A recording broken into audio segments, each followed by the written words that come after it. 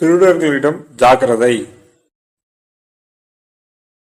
திருட்டு வேலைகளுக்கு இடையூறாக இருப்பதால் தெருவிலங்குகள் உணவில் விஷம் வைத்து கொல்லப்படுகின்றன.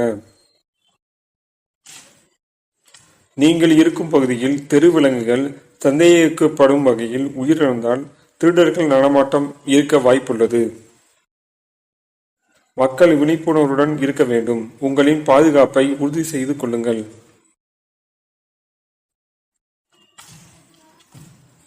சந்தேகமான முறையில் தெருவிலங்குகள் இறந்தால் அலட்சியம் செய்யாமல் அருகில் உள்ள காவல் நிலையத்தில் புகார் அளியுங்கள். தெருவிலங்குகளுக்கு ஏற்பட்ட நிலை உங்களுக்கும் ஏற்பட வாய்ப்புண்டு. மிகவும் கவனமாக இருங்கள். மக்கள் ஒவ்வொருவரும் தங்கள் பாதுகாப்பை உறுதி செய்து தங்கள் பகுதியில் உள்ள தெருநாய்க்களை தத்தெடுத்து வளர்ப்பது நல்லது. நம் முன்னோர்கள் தங்களையும் தங்கள் வளர்க்கும் கால்நடைகளையும் பாதுகாக்க நாய்களை வளர்த்தார்கள்.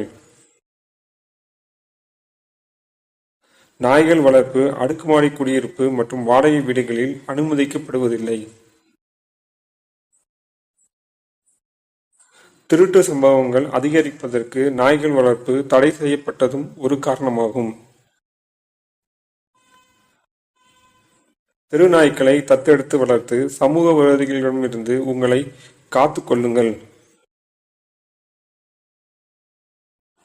தெருவிலங்குகளுக்கு அரசு கால்நடை மருத்துவமனையில் இலவசமாக ராபிஸ் தடுப்பூசி போடப்படுகிறது.